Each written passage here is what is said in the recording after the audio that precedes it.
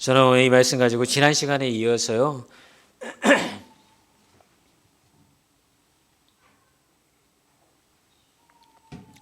지난 시간에 이어서 인생의 겨울이 축복이 되려면 이라는 말씀을 가지고 계속해서 말씀을 이어가 보려고 합니다.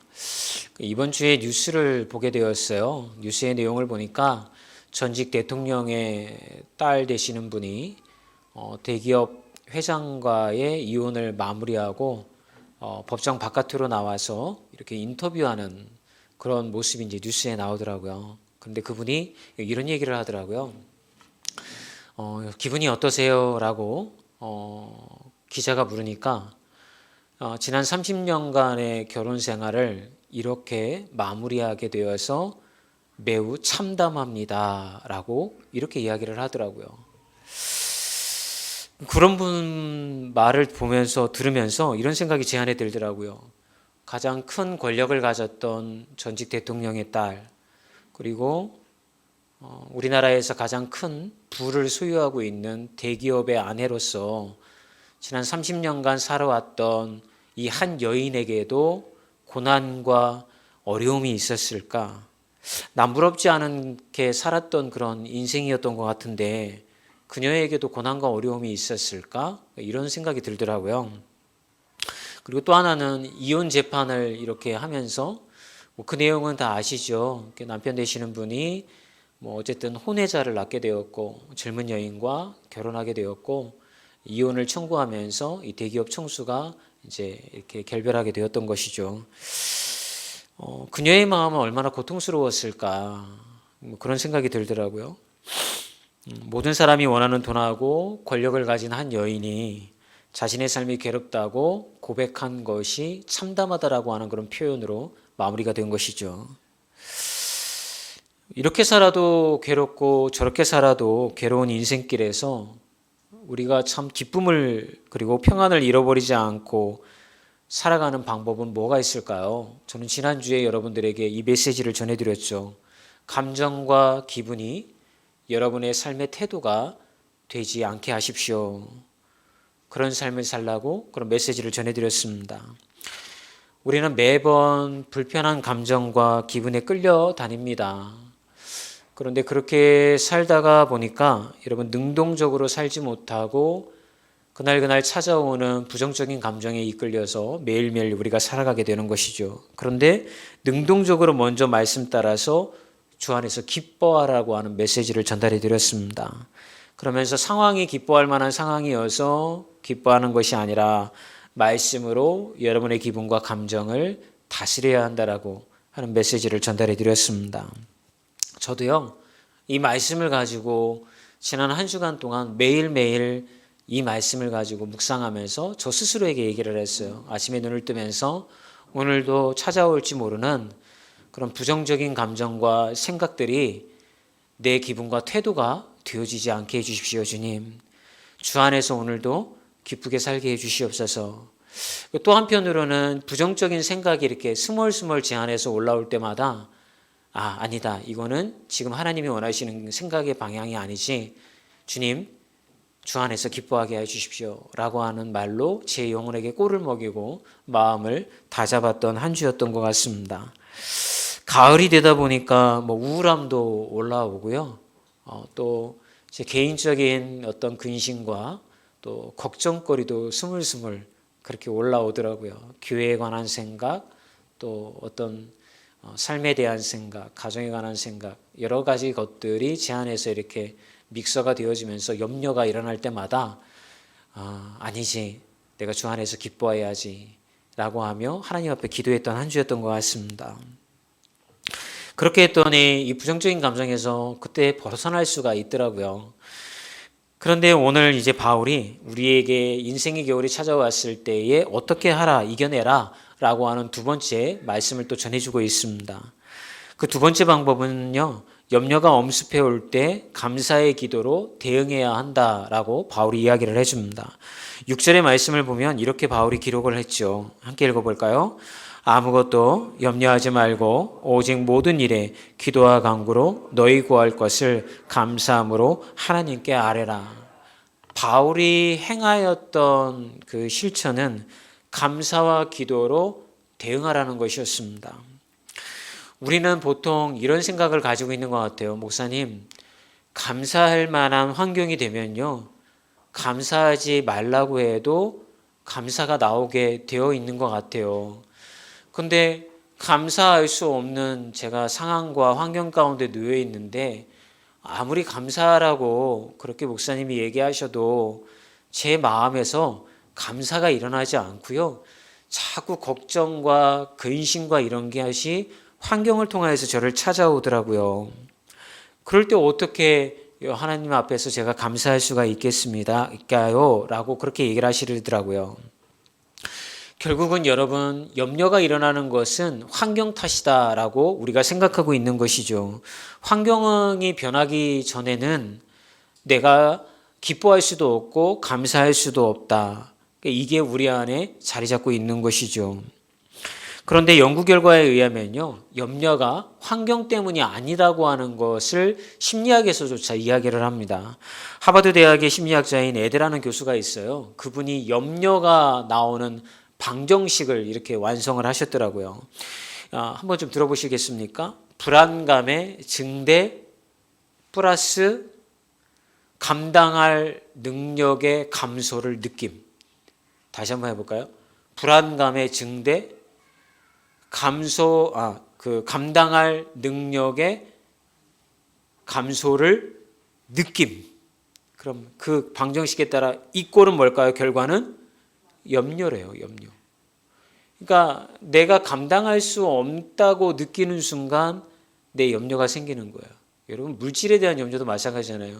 통장에 잔고가 많고 어떤 일이 터졌을 때 내가 이 돈으로 다 이렇게 메꿀 수 있어라고 하면 별로 그런 일에 대한 염려가 우리에게 생기지 않습니다. 그냥 대수롭지 않게 넘기는 거죠. 그런데 이게 메꿔지지 않는다고 생각을 하면 그때부터 이제 노심초사하게 되는 거죠. 어떻게 할까? 은행에 가서 대출을 받아야 되나?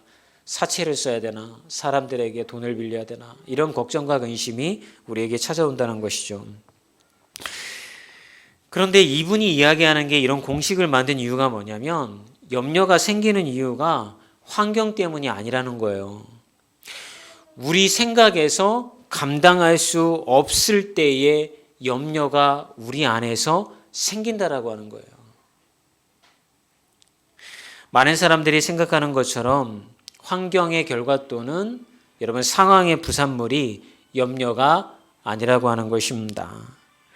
그 환경을 어떻게 생각하는가 하는 것은 이제 여러분의 생각에 달려있는 생각의 열매라고 이 교수님은 말씀해주고 있는 것이죠. 그랬더니 어떤 분은 또 이런 질문을 하시는 거죠. 그럼 염려의 환경에도 불구하고 염려를 극복하는 그런 기도가 목사님 가능합니까? 이런 질문을 하실 수 있을 것 같아요. 사도 바울도 다 알고 있어서 우리에게 답을 주죠. 7절의 말씀을 읽어볼까요? 그리하면 모든 지각에 뛰어난 하나님의 평강이 그리스도 예수 안에서 너희의 마음과 생각을 지키시리라. 사도 바울은 우리에게 굉장히 중요한 것을 이야기를 해주고 있어요. 그게 뭐냐면 염려가 환경의 문제가 아니라 생각의 문제라고 한다면 환경이 변하지 않아도 염려를 이길 수 있다라고 하는 것을 우리에게 말씀해주고 있다라고 하는 것입니다. 여러분, 그렇다고 한다면 그 방법은 무엇인가요? 감사의 기도. 감사의 기도가 그 역할을 하는데 어떻게 역할을 하냐면 우리의 마음과 생각을 지키시면서 그 일을 한다라고 하는 거예요. 정말 여러분 명쾌하지 않습니까? 분명히 심리학자도 그렇고 바울도 이야기하기를 우리가 환경 때문에 염려하는 게 아니라고 하는 거예요. 우리의 생각이 그것을 염려하는 생각 때문에 우리가 염려 가운데 빠져 산다고 한다면 여러분 그 생각을 변화시킬 수 있는 방법은 감사의 기도를 하나님 앞에 올려드리는데 그 감사의 기도가 어떤 역할을 하냐면 우리의 마음과 생각을 지켜주신다라고 이야기하고 있다는 것입니다. 근데 여기서 이 말씀에서요, 지킨다라고 하는 단어가 굉장히 중요해요. 이 원어를 찾아보면 지킨다라고 하는 이 단어가 군사적인 용어예요.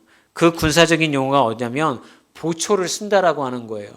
그러니까 여러분 우리가 우리의 마음을 하나님께서 감사 기도를 올려드릴 때 하나님께서 지켜주신다라고 하는 것은 여러분 우리의 마음에 보초를 서게 해주셔서 그 염려라고 하는 것이 우리의 삶을 삼키지 못하도록 지켜주신다라고 하는 말씀을 우리에게 전해주시고 있는 것입니다. 심리학자들이나 사람들이 연구를 해본 결과요, 전문가들은 이런 얘기를 합니다. 우리가 삶 속에서 염려하게 되는 상황 가운데 놓이게 되어지잖아요. 그러면 모든 사람들에게 1분의 시간이 주어진다라고 하는 거예요. 그 1분의 시간 동안에 우리의 마음이 그것이 내 마음을 완전하게 주장하게 할 것인지, 그러지 않으면 그것이 내 마음을 주장하지 못하게 만들 것인지를 결정짓는 순간이 오는데, 그 1분의 시간 동안 우리가 결정을 하게 된다는 것입니다. 그래서 여러분, 감사기도가 왜 중요하냐면, 감사기도를 하게 되어지면 우리의 마음에 하나님의 말씀에 보초가 세워지는 거예요. 그러면서 상황은 그렇지만 그것이 염려라고 하는 것으로 우리의 삶을 삼키지 못하도록 우리를 막아주고 지켜주는 그런 역할을 한다고 성경은 우리에게 말씀을 해주고 있는 것입니다. 여러분, 사도 바울의 상황이 참 좋지 않았습니다. 사도 바울이요, 처음에 빌립보 교회를 개척을 했을 때에 아주 중심 역할을 하였던 두 분의 집사님이 계셨습니다. 그런데 사도 바울이 로마의 감옥에 갇혀 있을 때에 이 빌립보 교회는 교회를 개척할 때 기둥과 같은 역할을 했던 두 집사님 가운데 싸움과 분쟁이 일어나서 교회가 완전히 지금 무너지고 있는 상황이었던 것이죠. 지금은 감옥에 가면 여러분 먹여주고 뭐 입혀주고 뭐 이렇게 다 하잖아요. 필요한 걸 다 주잖아요.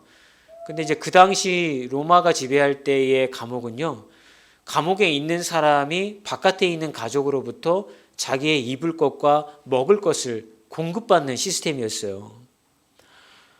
그런데 이렇게 사도 바울을 돌봐주는 그 교회가 유일하게 빌립보 교회 한 교회였던 거예요. 그래서 빌립보서 4장 15절을 보게 되면 이렇게 말씀이 기록되어져 있습니다. 함께 읽어볼까요? 빌립보 사람들아, 너희도 알거니와 복음의 시초에 내가 마게도냐를 떠날 때에 주고받은 내 일에 참여한 교회가 너희 외에 아무도 없었느니라. 그러니까 바울이 복음을 위하여서 고난당하고 어려움당하고 그 필요가 생겼을 때 유일하게 바울의 필요를 채워주고 복음 사역을 후원하였던 이 빌립보 교회가 그만 교회 내부의 분쟁과 여러 가지 싸움으로 인하여서 무너져 내렸고 그들은 바울을 잊어버리게 된 거예요. 여러분, 이런 상황 속에서 바울은 무엇을 의지해야 됐을까요? 먹을 것도 넣어주지 않고 입을 것도 넣어주지 않고 그가 할 수 있는 것은 하나님을 의지하는 것밖에 없지 않았겠습니까? 그런데도 불구하고 이런 환경 속에서 어려운 상황이 바울을 삼키도록 바울은 내버려 두지 않았어요. 바울이 어떻게 이겼을까요? 그는 4장 19절에 그것을 어떻게 이겼는지를 이렇게 얘기하고 있습니다. 함께 읽어볼까요?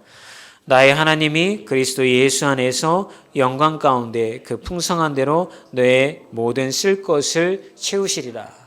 바울이 붙잡은 말씀이 이건 거예요. 빌립보 교회가 자기를 잊어버려서 먹을 것과 입을 옷을 공급해 주지 못하고 후원해 주지 못하였을 때 바울은 하나님을 의지를 합니다. 그들을 통하여서 이것이 공급되어지지 않다 하더라도 하나님께서는 분명히 나의 필요와 나의 쓸 것을 공급해 주실 것이라고 하는 믿음으로 하나님 앞에 감사의 기도를 올려드렸다라고 하는 것입니다. 여러분, 우리는 나이가 들어가면서 여러 가지 인생의 대비책을 마련하려고 합니다. 보험도, 실비보험도 들어야 되고 연금보험도 들어야 되고 노년에 생활해 갈 수 있는 필요에 따라서 여러 가지 대비를 하게 되어지는 거죠. 그것을 여러분 선택할 수 있는 그 권한이 여러분들에게 있기 때문에 아마 여러분들은 그렇게 하실 것입니다. 그런데 아무리 좋은 대비책을 만들어 놓아도요, 우리 인생에요, 아무리 오래 살아도 충분하게 그것을 감당할 수 있는 것이 되어지지 않습니다. 염려는요, 늘 찾아오게 되어져 있고요, 그 염려로 인하여서 우리는 늘 고통받을 수밖에 없다라고 하는 것이죠. 그런데 우리에게 하나님께서 주신 이 염려를 이겨내면서 대비할 수 있는 방법 하나를 만들어 놓으셨어요. 그게 뭐냐면 선택권이에요, 여러분. 우리가 상황을 컨트롤할 수는 없어요. 우리에게 고난을 주고 염려를 주고 힘들게 만드는 상황을 컨트롤할 수 있는 능력이 우리 안에 없지만 한 가지 능력을 우리에게 주셨습니다. 그것은 선택권이라고 하는 것입니다. 우리는 염려를 선택할 수도 있고요. 감사를 선택할 수도 있어요. 그게 하나님이 우리에게 허락하여 주신 특권이라고 하는 거예요. 그렇다고 한다면 여러분, 저는 우리가 감사 기도로 하나님의 것을 선택하는 모두가 되어졌으면 좋겠습니다. 여러분, 하나님을 선택하면요, 하나님이 우리에게 뭐라고 말씀하시냐면 내가 그것을 돌보고 맡으신다라고 이야기를 해주시고 계세요. 다시 한번 말씀드릴게요. 여러분들에게 염려가 찾아오고 고난이 찾아왔을 때에 여러분들은 걱정하면서 계속 이걸 어떻게 할까 머리를 싸매고 누울 수 있는 선택권이 있고요. 그렇지 아니하고 하나님이 이 또한 하나님의 손에 달려있을 줄 믿습니다라고 하나님 앞에 감사 기도를 올려드리면서 하나님 앞에 이 문제를 맡길 수 있는 선택권이 있다고요. 과연 이 선택을 할 수 있는 순간에 여러분은 무엇을 선택하시겠습니까? 염려를 하며 머리를 싸매고 눕는 것을 선택하시겠습니까? 아니면 하나님 앞에 그 짐을 다 맡기고 하나님 앞에서 평안을 누리는 삶을 선택하시겠습니까? 감사의 기도가 우리가 하나님 앞에 올려드렸을 때에 우리의 무거운 짐은 이미 하나님의 것이 되어지는 것입니다. 그렇다고 해도 여러분의 환경이 바뀌지는 않을 거예요. 염려할 수 있는 상황, 걱정하는 상황에 뭐 어떤 변화가 일어나서 다 해결되었구나 이런 상황은 아닐 거예요. 근데 중요한 건 아까도 말씀드렸던 것처럼 뭐라고 말씀드렸습니까? 염려는 환경에서 오는 것이 아니라 여러분들이 어떤 생각을 가지느냐에 따라서 그 염려가 여러분들을 집어삼킬 수도 있고 아니면 여러분들을 집어삼키지 못할 수도 있다고 말씀을 드렸어요. 감사 기도가 그 염려가 여러분들을 삼키지 못하도록 만들어주는 보초와 같은 역할을 한다고 말씀을 드렸습니다. 이제 저는 여러분들이 이 1년을 마무리해 가는 시절에 여러분들이 걱정과 근심 가운데에서 여러분 노심초사하지 마시고 여러분 마음에 보초를 세우세요. 그 보초는 감사기도인 거예요. 여러분 둘러보면 오늘 여러분 이 자리에 앉아 있는 게 얼마나 감사합니까? 내 발 두 발로 아프지 아니하고 나와서 예배를 드릴 수 있는 게 얼마나 감사합니까? 또한 가족이 함께 나오신 분들은 가족이 함께 나와서 예배 드릴 수 있으니 얼마나 감사합니까? 주변을 찾아보면 감사할 거리가 너무나도 많은 거예요. 이번 다니엘 기도회를 하면서 그 사랑의 헌금 내용들을 쭉 보잖아요. 참 그런 걸 보면서 자신의 삶 가운데 얼마나 힘들고 어려운 일들이 많은지 참 말로 형언할 수 없는 고초를 겪는 사람들이 이 생가스 한가운데에는 너무나도 많다는 것을 봅니다. 그런데 그들과 비교하여서 여러분들이 감사할 거리를 찾으라는 말씀이 아니에요. 그게 아니라 우리는 늘 위를 향하게 되어 있어요. 남과 비교하면서 내 손에 없는 것만 생각을 하죠. 그런데 여러분에게 이미 하나님께서 주신 것이 얼마나 많습니까? 저희 아내하고 길을 걷다가 뭐 이런 대화를 나눈 적이 있습니다. 만약에 우리에게 자녀가 없었다고 한다면 우린 되게 어떻게 살았을까? 뭐 그런 이야기를 나눴습니다. 여러분 애 키우는 게 쉽지 않잖아요. 그죠? 걱정거리죠. 근데 우리의 결론은 여기에 도달을 합니다. 그렇다고 애들이 없었다고 한다면 우리에게 웃음도 없었겠지. 여러분 아이들을 바라보는 건 상황은 변하지 않아요. 아이들을 바라보면서 아이들을 양육하는 게 너무 힘들다. 돈도 많이 들어간다. 참 좋은 엄마 아빠가 되지 못한 거에 대해서 미안하다. 이런 부정적인 것만 바라보면 계속 우리는 결혼하지도 말아야 돼요. 혼자 살아야 돼. 혼자 이렇게. 그런데 자녀가 있음으로 인해서 여러분 얼마나 많이 웃으셨습니까? 자녀로 인하여서 사랑이라는 단어를 알게 되었잖아요. 부모가 나를 얼마나 사랑해 주셨는지를 알게 되셨잖아요. 그래서 감사할 거리를 찾으면 감사가 넘치지만요. 부정할 거리를 찾으면 여러분 낙담할 수밖에 없으니 마음의 보초를 세워서 감사기도로 여러분의 삶을 하나님 앞에 올려드렸으면 좋겠습니다. 두 번째는요, 겨울이 생각하는 계절이 되도록 해야 됩니다. 4장 8절의 말씀을 읽어볼까요? 끝으로 형제들아, 무엇이든지 참되며 무엇이든지 경건하며 무엇이든지 옳으며 무엇이든지 정결하며 무엇이든지 사랑받을 만하며 무엇이든지 칭찬받을 만하며 무슨 덕이 있든지 무슨 기림이 있든지 이것들을 생각해라. 이게 감사가 없고 부정적인 생각이 올라오면요, 사람들에게는 특징이 있더라고요. 왜냐하면요, 옛날에 실패했던 거에 묶여 있는 경우가 많아요. 그래서 과거에 내가 어떤 잘못된 선택을 했던 거, 과거에 실패했던 거, 이걸 하면서 계속 마음이 안 좋은 거예요. 그때 내가 그런 좋은 선택을 했었다고 한다면 나의 인생이 달라졌을까? 이렇게 과거에 우리는 매여 있습니다. 근데 바울은 우리에게 뭐라고 하냐면 이것들을 생각하라는 거예요. 어떤 환경에 있든지 이것들을 생각하라고 하는데 그 이것이라고 하는 것은 이미 제가 서두부터 쭉 말씀을 드렸던 것처럼 하나님의 말씀으로 보초를 세워서 하나님 앞에 짐을 맡기는 거. 이걸 생각해 보라고 바울은 이야기를 하고 있는 거예요. 여러분의 삶의 고난과 어려운 겨울이 찾아왔을 때 옛날 과거의 그런 것에 매여서 계속 그렇게 사시렵니까? 아니면 거기서 벗어나서 새로운 삶과 미래를 계획하는 삶을 살려고 한다고 한다면 하나님의 말씀에 여러분 먼저 붙들림 당해야 되는데 생각을 해보시라는 것입니다. 골로새서 3장 1절과 2절의 말씀을 보면 바울은 이런 말을 또 해줍니다. 그러므로 너희가 그리스도와 함께 다시 살리심을 받았으면 위의 것을 찾아라. 거기는 그리스도께서 하나님 우편에 앉아 계시느니라. 위의 것을 생각하고 땅의 끝을 생각하지 말라. 여러분, 위의 것을 생각하십시오.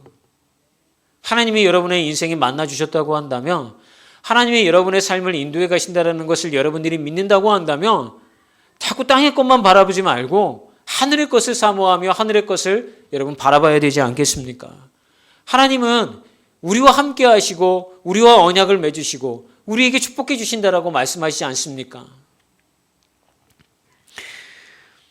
하늘의 것을 생각한다면 그 하늘의 것을 생각하는 것이 우리의 가치관이 되어질 수가 있는 거예요. 그러면 그 사람의 인생은 달라질 수가 있는 것이죠.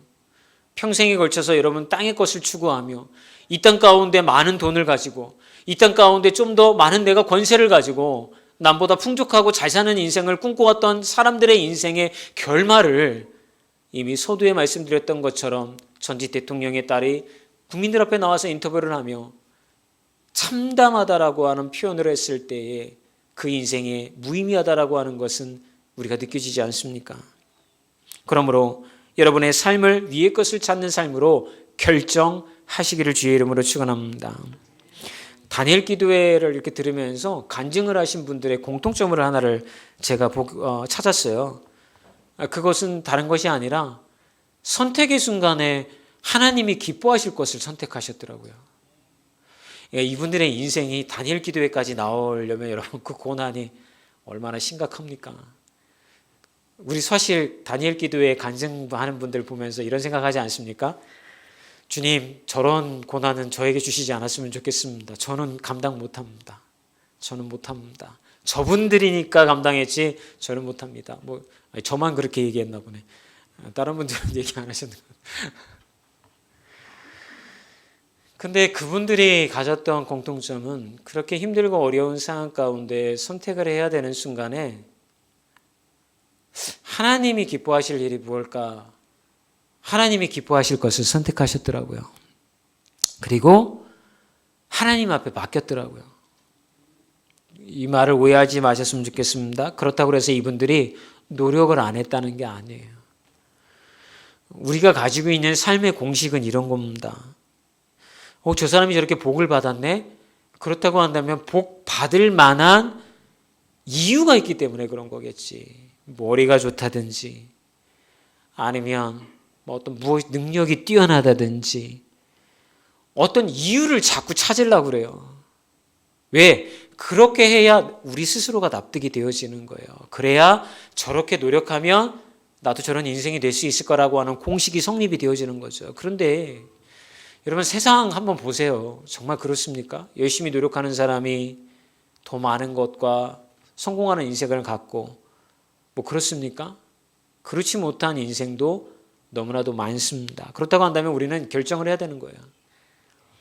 노력하지 말라는 게 아니라 노력하고 열심히 살아도 부정적인 생각과 낭망할 일들이 삶 가운데 무수하게 일어나는데 그런 상황에 놓여졌을 때에 우리는 선택의 순간에 놓여지게 되어지고 그 선택할 순간에 하나님에게 짐과 염려를 맡기는 선택을 해야 함을 오늘 바울은 우리에게 이야기해 주고 있다는 것이죠.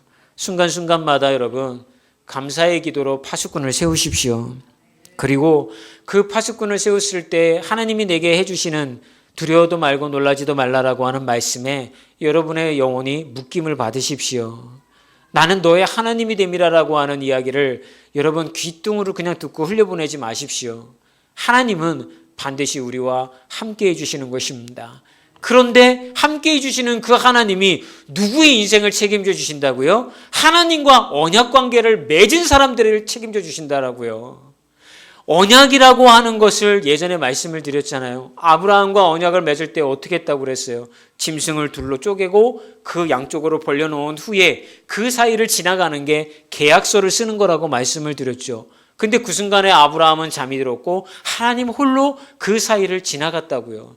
고대 근동지역 그 고대 사회에서는요. 약속을 지키지 않으면 그 사람을 둘로 쪼개서 죽일 수밖에 없는 거죠. 무서운 말씀이죠. 하나님이 이스라엘 백성들을 택하여 그들이 하나님의 언약을 어기고 하나님의 말씀에 순종하지 아니하고 하나님을 늘 마음 아프게 하셨을 때 하나님은 이스라엘 백성들을 버렸어요.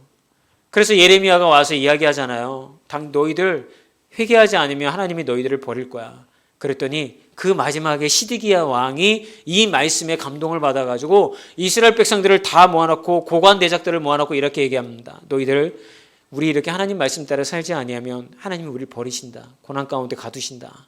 근데 우리가 지금 안 되고 있는 게 뭐냐? 하나님을 예배하는 것도 안 되지만 또 하나 뭐냐? 희년이라고 하는 제도가 있잖아요. 노예가 되어지고 뭐 하면 다 돌려보내는 거잖아요. 그런데 그 시드기야 왕이 살았던 이스라엘들은요. 그 말씀을 지키지 않았다니까요. 왜냐하면 재산상의 손해가 되니까. 땅을 원래 주인에게 다 돌려줘야 되고 노예로 살았던 사람들에게 자유를 주고 원점으로 돌아가야 하는데 아까운 거예요. 지키지 않는 거예요. 그래서 시드기야 왕이 다 대신들 모아놓고 지주들 모아놓고 얘기합니다. 다 그렇게 해라. 그렇지 아니하면 내가 너희들을 벌 주겠다. 그래가지고서 조금 돌아가는 것 같았어요. 그런데 마지막에 이 사람들이 그거를 지키지 않습니다. 풀어주었던 그 노비들과 노예들을 다시 잡아들입니다. 그리고 자신들의 재산을 늘려갑니다. 하나님이 화가 나셔가지고 예레미야를 다시 보내십니다. 하나님은 너희들을 버리셨다. 너희들은 포로로 다 끌려가고 이스라엘은 멸망당할 것이다. 그게 역사 순간대로 다 이루어졌잖아요. 그러면 하나님의 사랑은 끝난 건가요? 아니요. 하나님이 마지막에 우리를 뭐라고 그랬어요? 언약을 맺은 자들을 포기하지 않으시고 그들과 끝까지 함께 하신다고 하잖아요. 그게 뭐예요? 70년의 시간이 흐른 후에 이스라엘을 돌아오게 만드셔서 그들로 하여금 예루살렘의 성 가운데 머물게 하시는 약속을 그대로 이루셨잖아요. 여러분 이 말씀을 보게 되어지면 무섭죠. 말씀대로 살지 않으면 우리 고난 가운데 내침을 당하게 되는 거예요. 거기서 피눈물을 흘리면서 후회해봐야 소용없는 거예요. 그 고난의 양이 다 찬 후에 하나님은 다시 우리를 돌아오게 만드시고 우리의 삶을 회복시켜 주시는 거예요. 말씀을 정리해 보자면 여러분 이런 것이죠. 생각해 보세요. 고난이 찾아오고 부정적인 감정들이 올라올 때 기도로 파수꾼을 세우고 알아차리고 하나님의 말씀을 선택해야 되는 순간에 그 말씀을 선택하고 그 말씀이 여러분의 마음을 통치하도록 내어드리는 것.